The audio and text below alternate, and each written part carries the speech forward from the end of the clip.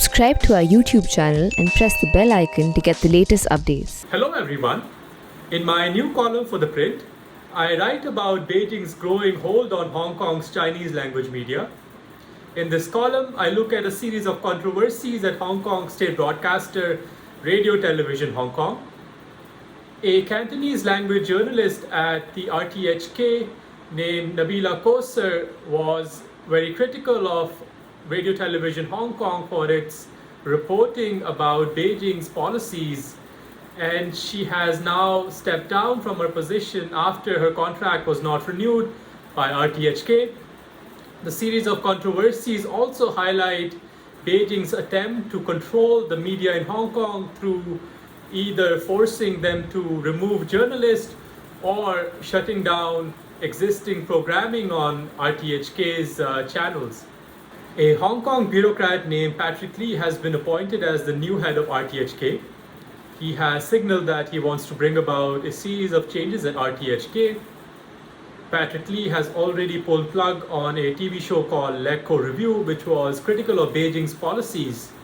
This was a panel discussion about Beijing's new election law and also Beijing's recent law about national security.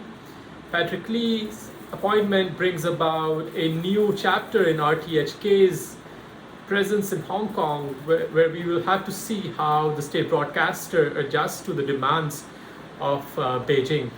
Due to Hong Kong's semi-autonomous status, the Hong Kong media has always enjoyed a certain level of freedom. Whether it is Cantonese media or Mandarin media, both types of media have been able to work all across the world. And this is evident in the case of Phoenix Television, which operates out of the US and around the world. Similarly, other media outlets such as Mingpao have their offices in Canada and Europe and elsewhere. In 2020, the US State Department considered listing Phoenix Satellite Television as a foreign agent. This decision never went through, but the decision highlights that there has been a certain shift in the way the US views Hong Kong's media and how Beijing controls Hong Kong's media.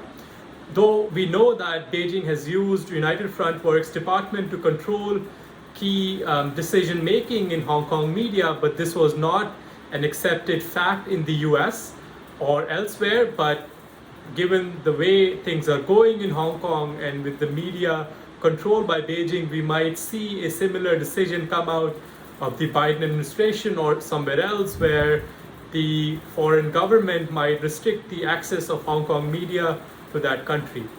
The English language newspaper South China Morning Post, owned by Jack Ma, was considered to be one of the newspapers which was free to criticize Beijing.